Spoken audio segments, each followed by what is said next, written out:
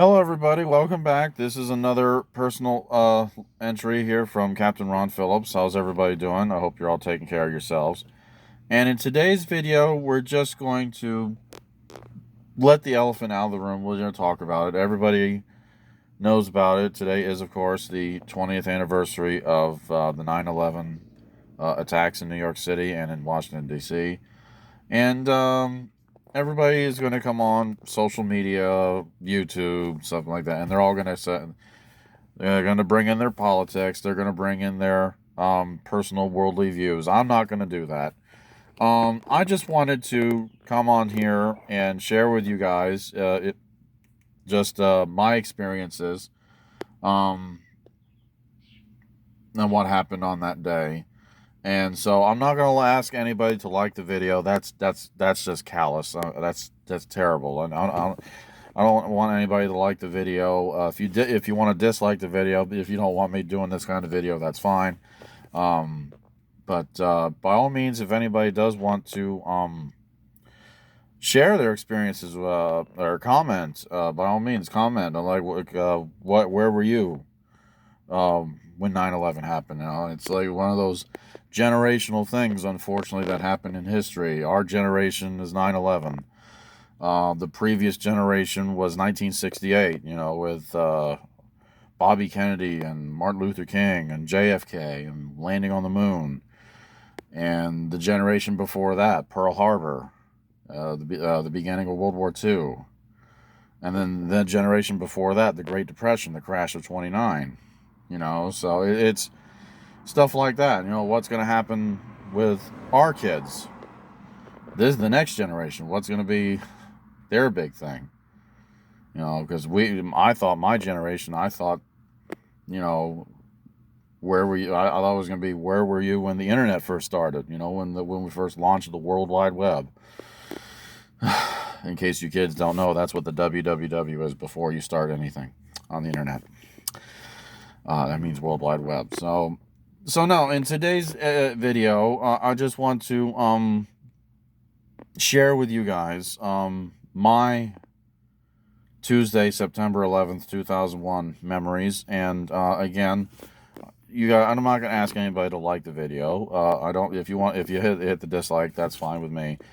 But I do encourage anybody who watches this, if they want to, by all means, comment and tell everybody, or share. Just comment. Where were you? What were you doing? Where were you in New York? Where in the world were you? How did you first hear about it? By all means, comment, share.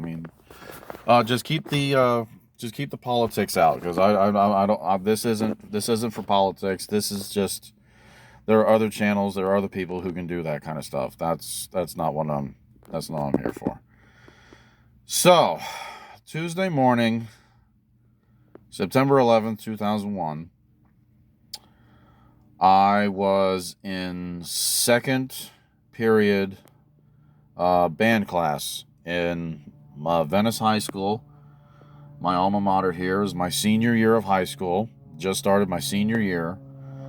And we were rehearsing our weekly music because it was marching season. It was football season, so the band was, of course, doing marching band. And we during halftime, we always came out on the field and did a quick 6-7 minute show marching on the field. So we were just playing music, practicing music. And it was the first year of our new band director, too, by the way. He had just come down from up north. I don't remember where. And I'm not going to say his name, because I don't have his permission to share his name on this video. So, and it was his first year of teaching, and we were going through everything. And it was about, let's see, the first plane hit about 8:47. I think we first heard about it 9:15, maybe even 9:20.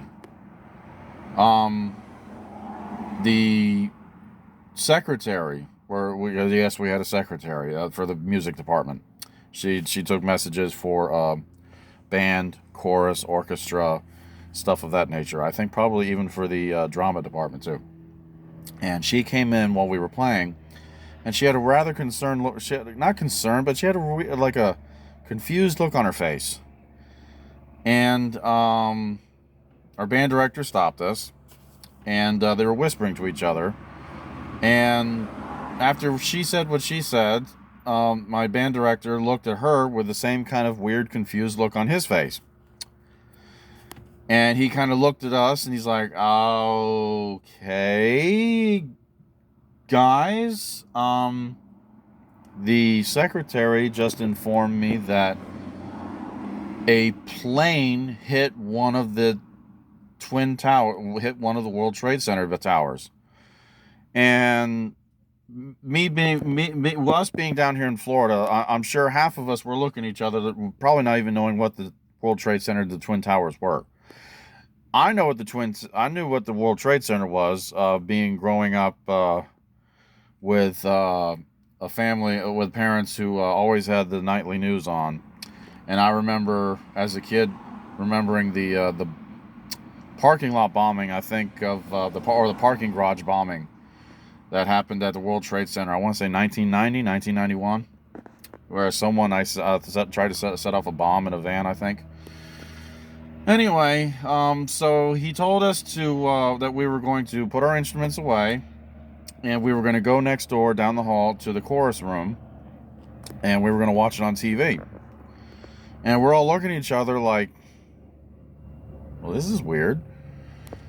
And of course, we didn't know what was going on. We get out. We got to put our instruments away. We line up. We go over to the chorus room, which is about 30-40 feet away from our band room, and they're all in their chairs. The chorus kids, and we're kind of like filing in lines behind them, and we're hearing everybody talk, and everybody's coming up with their own theories. Like, well, we wonder what happened.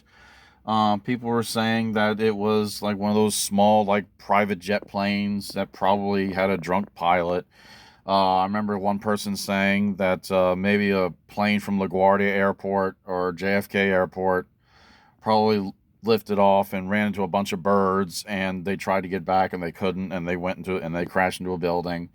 I remember the chorus director remembering after World War II a B-17 Flying Fortress, I don't remember why, accidentally flying into the Empire State Building. I think that was 1947, and probably thought something like that. So we all had our ideas, our conspiracy theories, because we didn't care. We were 17, 18. We didn't know what was going on.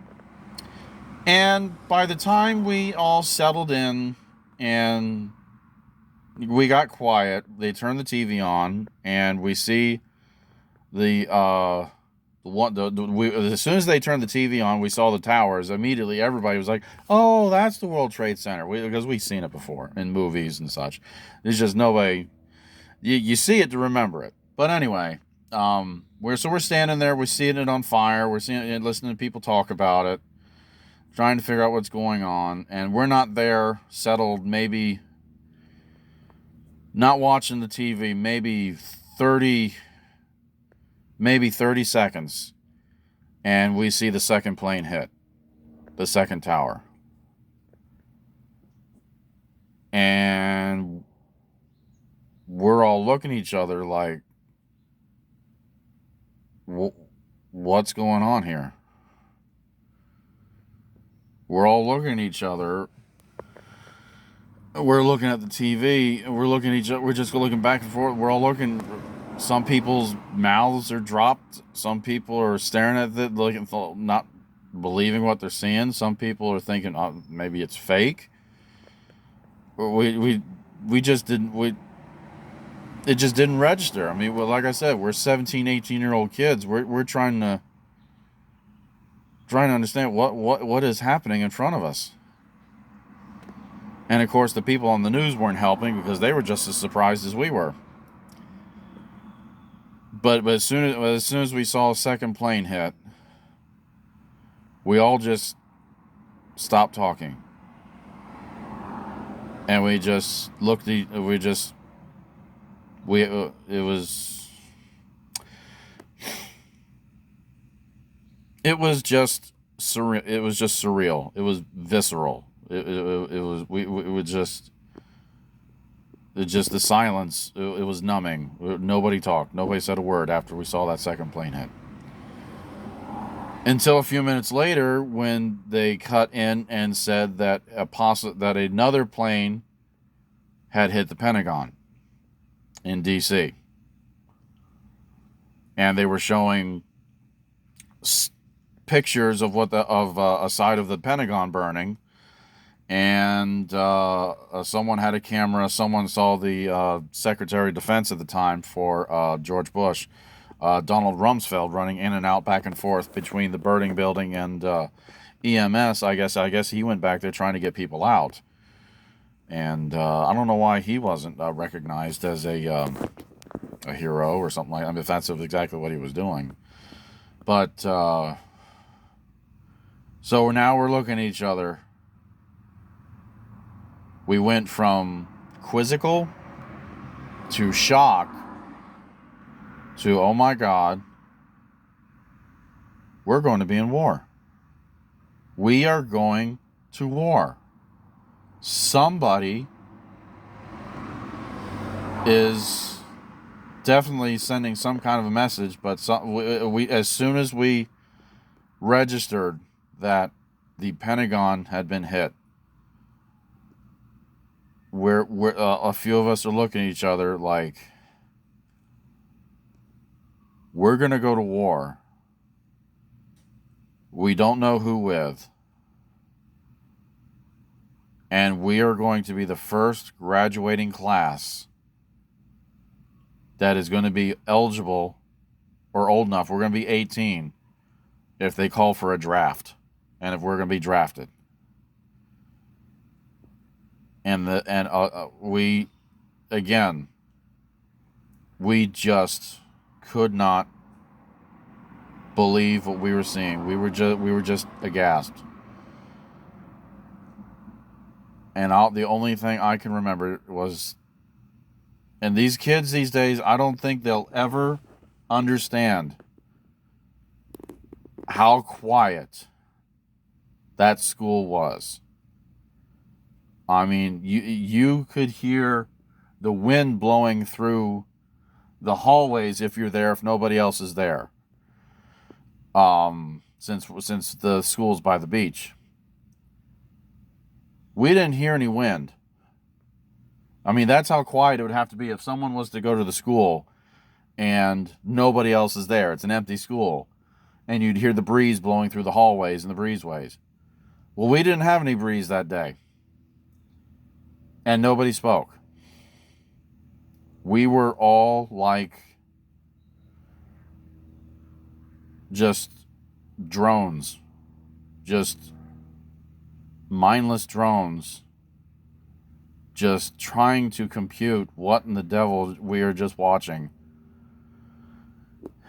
And they're cutting back and forth between the Pentagon and the towers, both the towers burning, and one of the cuts was cut off because there was a cameraman who was able to see a couple of floors under the fire and see that and did cut that camera feed out. We did see a couple of people jump. I don't know what would cause people to jump over what was it, 70, 80 stories. I honestly don't know what would want to make people jump.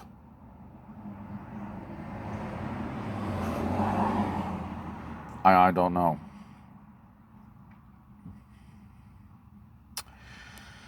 And then the first tower came down.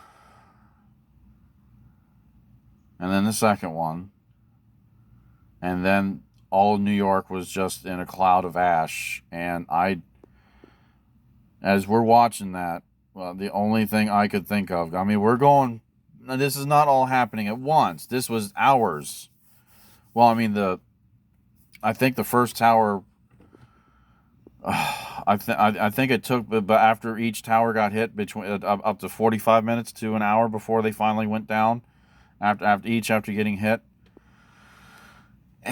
And of course, like I said, we're going from class to lunch to class, and nobody is saying a word. Nobody can find words to say to anybody. We just could not understand. We just could not figure out what we were supposed to do. I mean, it wasn't. I mean, I wouldn't. I don't want to call it confusion, but it was just, what is going on here? So then, of course, the only time any life came out of anybody was when the news cut to President Bush. None of us knew President Bush was 15, 20 minutes away from our school in Booker Elementary in Sarasota, Florida, in a kindergarten class or a first grade class, listening to kids read books. And then we find out he's there. And somebody somehow found life in them and said, somebody get that guy, what did he say? Somebody get that MFer out of Sarasota before they start sending planes down here. Something along those lines. Thank God he got out of there, because people were, that caused a little bit of a stir for a minute. But so all day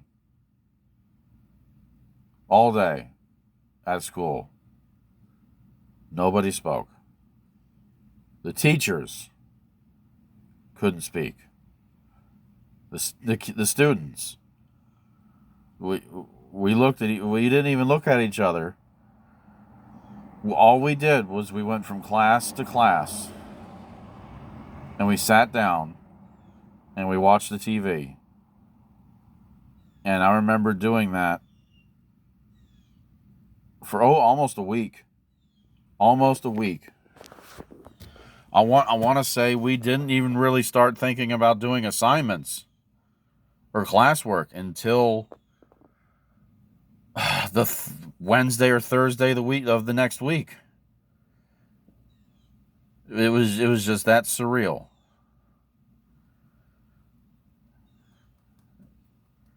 And of course, people, you know how not all like minds think alike, but what I want to say here, people's minds wander and think of what's going on or what's going to happen. What are the consequences? What are the reactions going to be?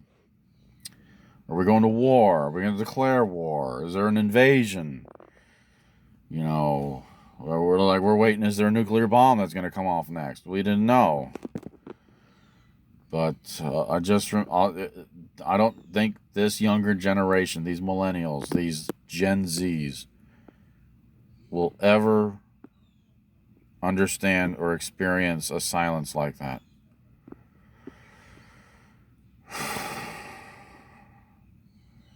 And I remember the end of the day, towards the end of the day, after the towers fell, and there were still cameras getting video of people wandering around with dust and dirt and everything all over them. And the only thing I could think of after that, I would think of like pictures of after a volcano erupting, or like Mount St. Helens blowing up, half the mountain blowing up, and then people covered with volcanic ash. That's kind of how I envision it. It literally looked like people were covered in volcanic ash.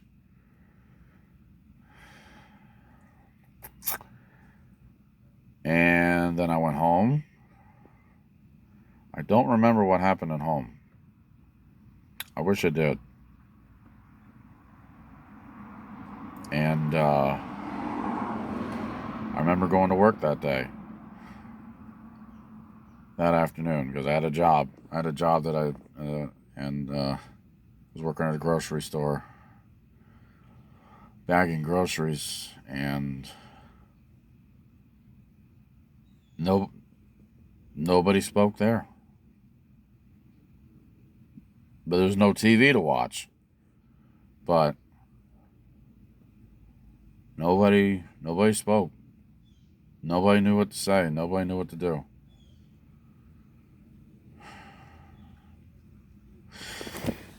So that was pretty much my 9/11. It was rather interesting. I had a friend. His name is Mike, and he was born in Queens. And I heard about him the next day on the 12th, I do believe. See, he spent half the day at the school, and the second half of the day, or after first period, I should say, he spent second and third period and lunch period at the technical school, the county technical college, I think. I don't remember what he was doing it for. But it was only for juniors and seniors. And I remember hearing that I don't know. I can't explain this. I mean, because there are coincidences of how people that were supposed to be in the Trade Center that could have died didn't, because some weird thing happened to them. Like one person bought a new pair of shoes and he got a blister on his foot. So he didn't make it to the World Trade Center. He stopped and went to the drugstore and got something for blisters. One person got into a car accident outside of the Holland Tunnel, I think. One person's kid got sick and had to go into school, and they had to go pick him up from school instead of going to the World Trade Center for work or whatever. I mean, there were people who had interesting circumstances that kept them there. But my friend Mike, I don't know how to explain this, but I mean, this was not him talking. This was teachers talking. Apparently, during second period on September 11th, he fell asleep at his desk, or he dozed off at his desk right around 8:30, maybe 8:40. The first tower got hit 8:47 a.m. And right about, they said probably 5 minutes to 9, he was still kind of like dozed off at his desk. They weren't paying him much mind. I don't know why. But this was a couple of teachers talking about to the guidance counselors, because I was being a teacher's aide at the guidance counselor's office for my third period.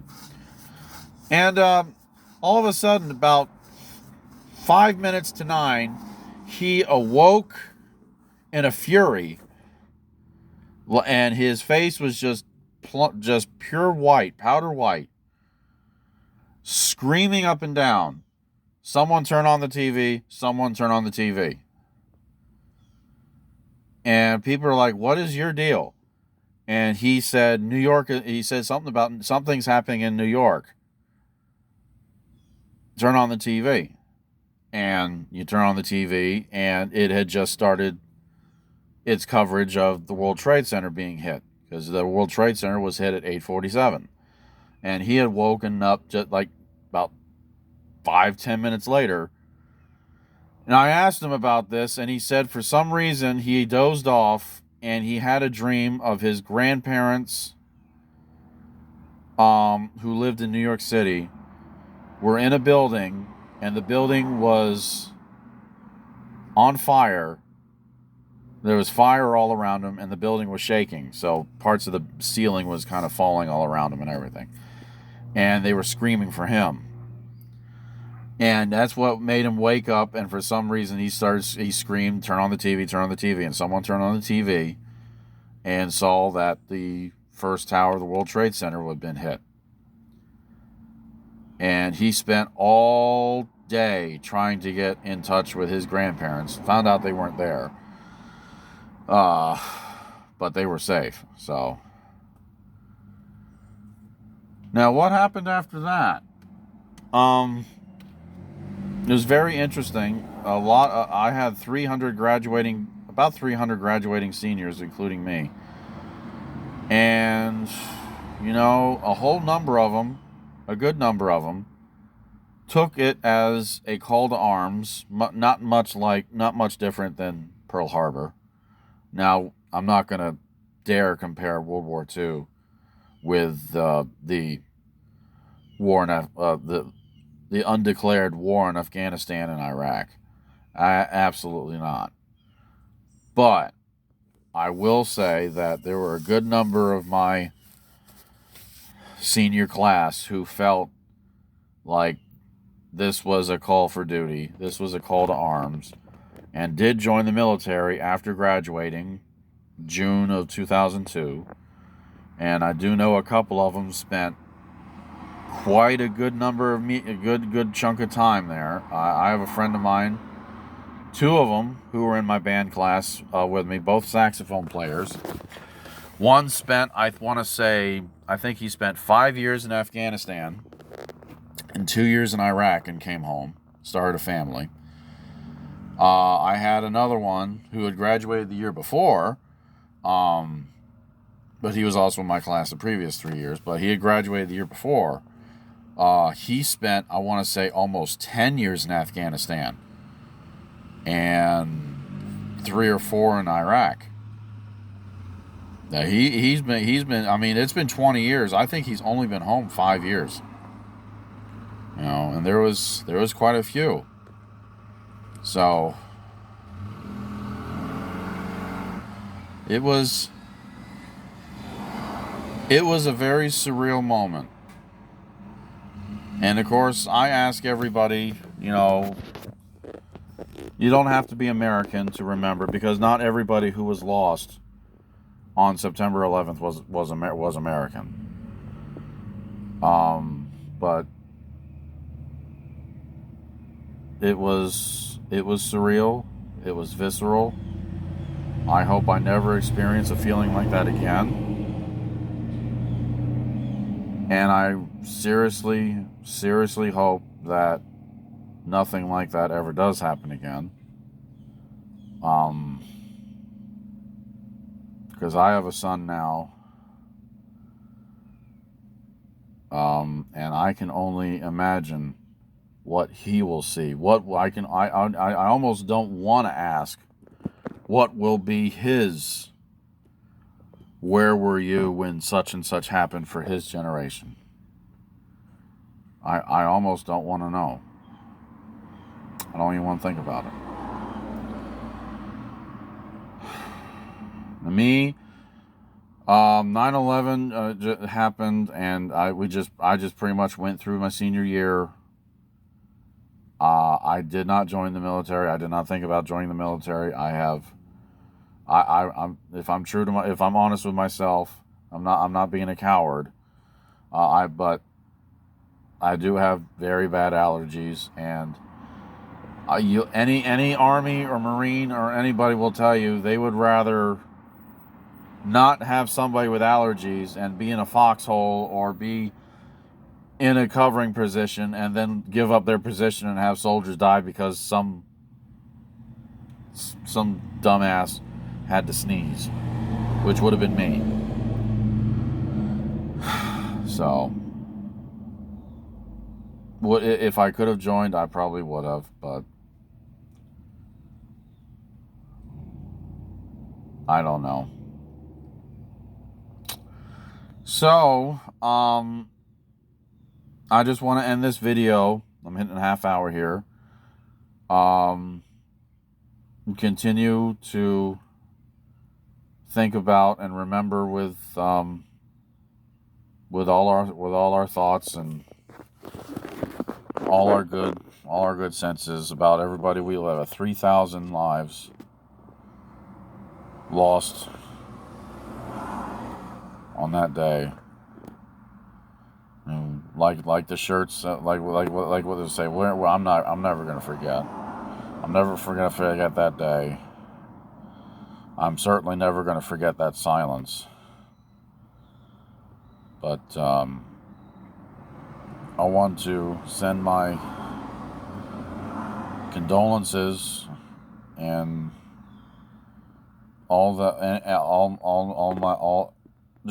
just anything you could possibly think of. My thoughts, my condolences, my good spirits, anything to all the friends and families who lost someone there on 9/11 at Ground Zero. And just never forget, guys. Just never forget. Because if there's one thing that I have learned, what's past is prologue. And just because it happened in the past doesn't mean it can't happen again. So I'm going to end the video on that.